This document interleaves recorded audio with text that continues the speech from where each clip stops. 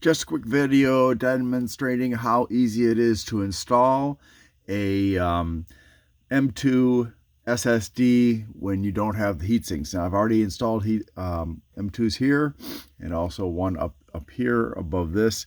Now be careful. If you're planning to install one here, you need to check and see if the lanes for this slot are shared with a graphics card, because if they are, on my motherboard it's not, but if they are shared, when you plug in an M.2 here, the consequence will be that this will slow down the graphics card slot, because you're sharing lanes between the two of them to the CPU. So always check your documentation. And for me, it was a little bit difficult to find it, but I eventually found it on their website because it wasn't in the documentation.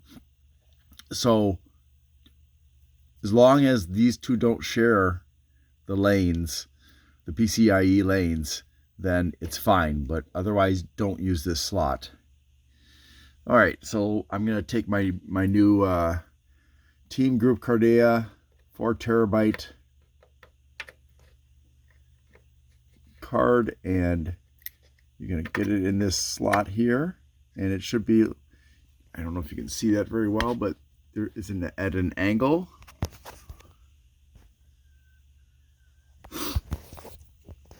And then you're going to gently line it up with that pin there, the hollow pin, and you do that. Now this is a feature on Asus motherboards. It is not a feature on every motherboard, so you may actually have to screw in a screw right here. If you're going to be using a shorter one in one of your slots, it may not have the Q-Latch. You may have to move the Q-Latch to that pin. But that's all there is to it. It's super easy. Once you've got this installed and you start up your computer, you will have to go in and format it though, so that you can actually use it. And that's it. Thanks for watching. I hope you have a great day.